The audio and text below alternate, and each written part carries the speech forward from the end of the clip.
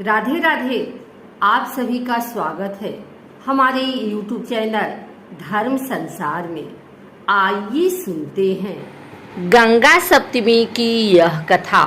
ऋषि विश्वामित्र ने कहा, वत्सराम, तुम्हारी ही अयोध्यापुरी में सगर नाम के एक राजा थे। वे पुत्रहीन थे। सगर की पटरानी का नाम केसनी था, जो कि विदर्भ प्रांत के राजा की पुत्री थी। केसनी रूपवती, धर्मात्मा और सत्यपरायण थी। सगर की दूसरी रानी का नाम सुमति था, जो राजा अरिष्टनेम की कन्या थी। महाराज सगर ने अपनी दोनों रानियों के साथ तपस्या करके महर्षि भृगु को प्रसन्न किया, जिन्होंने वर दिया कि तुम्हें अनेक पुत्रों की प्राप्ति होगी। दोनों रानियों में से एक का केवल एक ही पुत्र होगा, जो कि वंश को बढ़ाएगा, और दूसरी के 60,000 पुत्र होंगे। कौन सी रानी कितने पुत्र चाहती है, इसका निर्णय वे स्वयं आपस में मिलकर कर ले। केसनी ने वंश को बढ़ाने वाले एक पुत्र की कामना की, और गरुड़ की भगिनी सुमति ने 60,000 बलवान पुत्रों की। कुछ काल के पश्चात रानी केसनी ने असमंज नाम का पुत्र को जन्म दिया। रानी सुमति के गर्भ से एक तुम्बा निकला, जिसे फोड़ने पर छोटे छोटे 60,000 पुत्र निकले। उन सब का पालन पोषण घी के घड़ों में रखकर किया गया।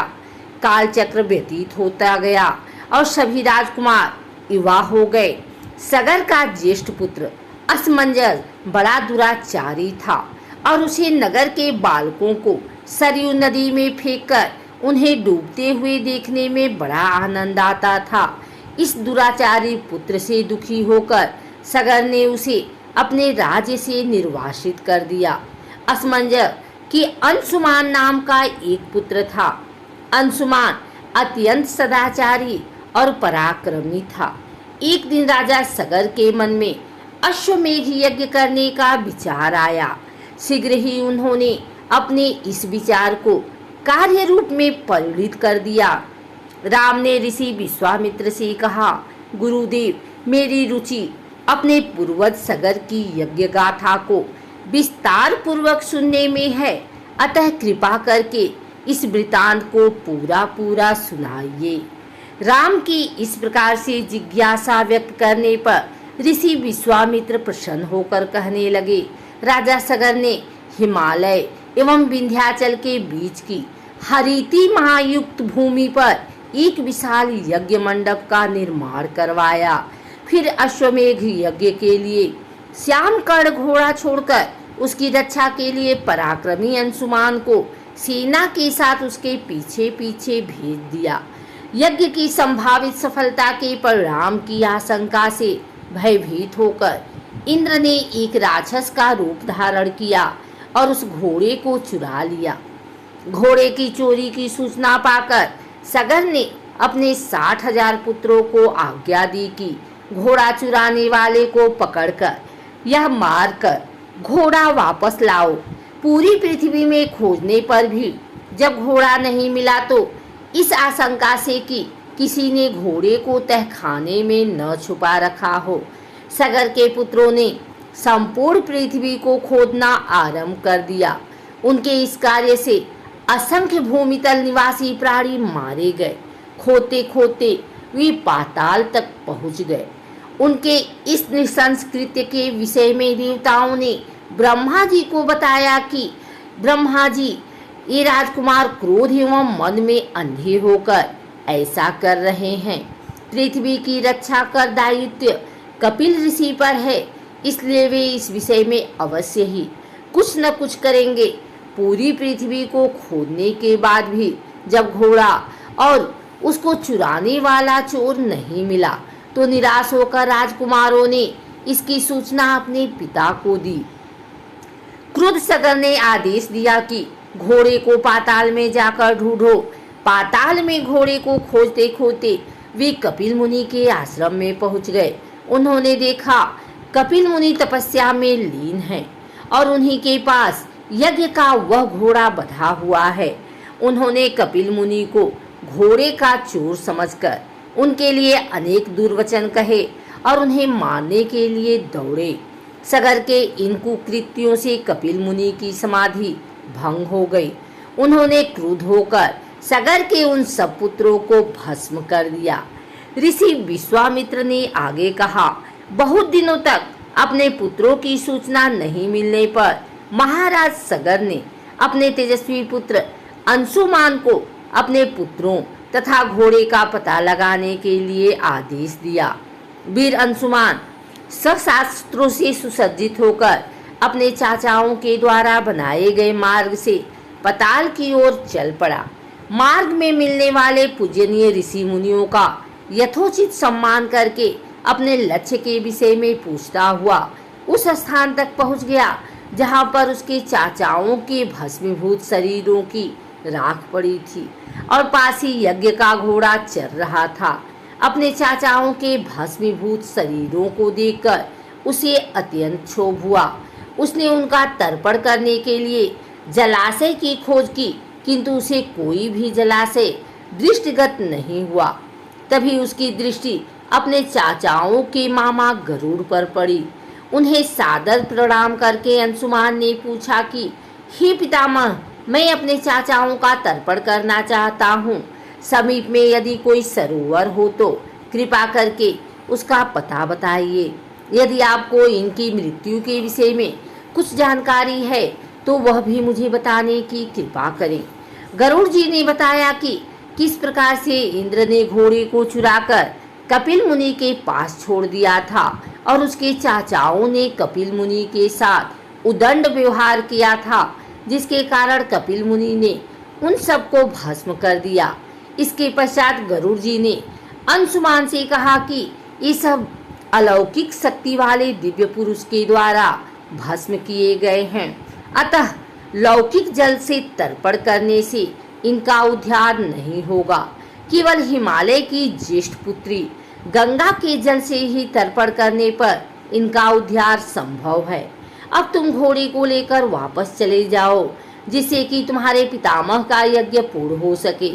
गरुड़ जी की आज्ञा अनुसार अंशुमान वापस अयोध्या पहुँचे और अपने पितामह को सारा वृतांत सुनाया। महाराज सगर ने दुखी मन से यज्ञ पूरा किया। वे अपने पुत्रों के उद्धार करने के लिए गंगा को पृथ्वी पर लाना चाहते थे, पर ऐसा करने के लिए उन्हें कोई भी युक्ति न सूझी। थोड़ा रुककर ऋषि विश्वामित्र कहे, महाराज सगर के देहांत के पश्चात अंशुमान बड़ी न्यायप्रियता के साथ शासन करने लगे। अंशुमान के परम प्रतापी पुत्र दिलीप हुए। दिलीप के वयस्क हो जाने पर अंशुमान दिलीप को राज्य का भार सौंपकर हिमालय की कंदराओं में जाकर गंगा को प्रसन्न करने के लिए तपस्या करने लगे, किंतु उन्हें सफलता नहीं प्राप्त हो पाई और वे स्वर्ग सिधार गए। इधर जब राजा दिलीप का धर्मनिष्ठ पुत्र भगीरथ बड़ा हुआ तो उसे राज्य का भार सौंपकर दिलीप भी गंगा को पृथ्वी पर लाने के लिए तपस्या करने चले गए, पर उन्होंने सफलता नहीं पाई। भगीरथ बड़े प्रजावत्सल नरेश थे, किंतु उनकी कोई संतान नहीं हुई। इस पर वे अपने राज्य का भार मंत्रियों को सौंपकर स्वयं गंगावतरण के लिए गोकर्ण नामक तीर्थ पर जाकर कठोर तपस्या करने लगे। उनकी अभूतपूर्व तपस्या से प्रसन्न होकर ब्रह्मा जी ने उन्हें वर मांगने के लिए कहा। भगीरथ ने ब्रह्मा जी से कहा कि हे प्रभु, यदि आप मुझ पर प्रसन्न हैं तो मुझे यह वर दीजिए कि सगर के पुत्रों को मेरे प्रयत्नों से गंगा का जल प्राप्त हो, जिससे कि उनका उद्धार हो सके। इसके अतिरिक्त मुझे संतान प्राप्ति का भी वर दीजिए, ताकि इक्ष्वाकु वंश नष्ट न हो।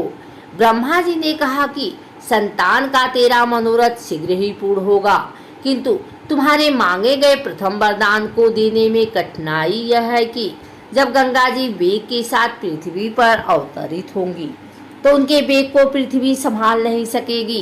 गंगा जी के वेग को संभालने की क्षमता महादेव जी के अतिरिक्त किसी में भी नहीं है। इसके लिए तुम्हें महादेव जी को प्रसन्न करना होगा। इतना कहकर ब्रह्मा जी अपने लोक को चले गए। भगीरथ ने साहस नहीं छोड़ा। वे 1 वर्ष तक पैर के अंगूठे के सहारे खड़े होकर महादेव जी की तपस्या करते रहे। केवल वायु के अतिरिक्त उन्होंने किसी अन्य वस्तु का भक्षण नहीं किया। अंत में इस महान भक्ति से प्रसन्न होकर महादेव जी ने भगीरथ को दर्शन देकर कहा कि हे भक्त श्रेष्ठ, हम तेरी मनोकामना पूरी करने के लिए गंगा जी को अपने मस्तक पर धारण कर लेंगे।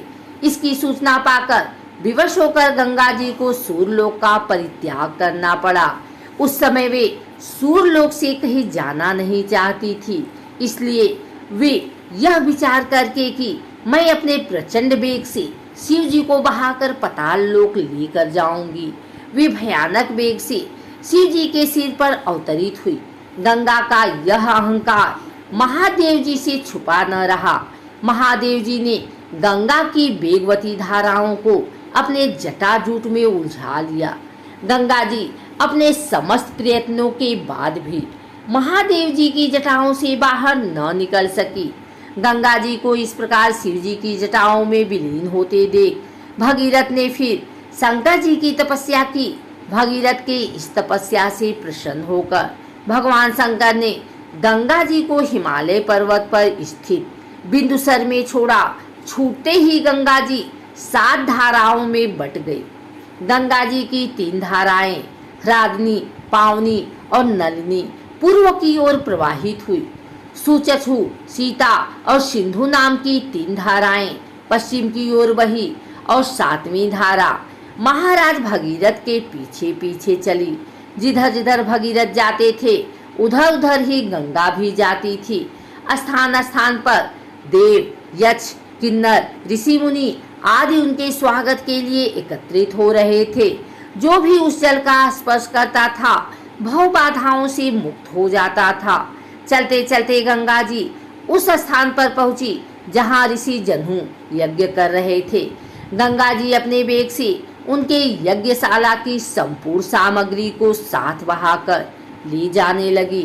इससे ऋषि को बहुत क्रोध आया और उन्होंने क्रुद्ध होकर गंगा का सारा जल पी लिया। यह देखकर समस्त ऋषि मुनियों को बड़ा विस्मय हुआ और वे गंगा जी को मुक्त करने के लिए उनकी स्तुति करने लगे। उनकी स्तुति से प्रसन्न होकर जन्हू ऋषि ने गंगा जी को अपने कानों से निकाल दिया और उन्हें अपनी पुत्री के रूप में स्वीकार कर लिया। तब से गंगा जाह्नवी कहलाने लगी। इसके पश्चात वे भगीरथ के पीछे चलते चलते समुद्र तक पहुंच गए और वहां से सगर के पुत्रों का उद्धार करने के लिए रसातल में चली गई। उनके जल के स्पर्श से भस्मीभूत हुए सगर के पुत्र निष्पाप होकर स्वर्ग गए। उस दिन से गंगा के 3 नाम हुए, त्रिपतगा, जाह्नवी और भागीरथी।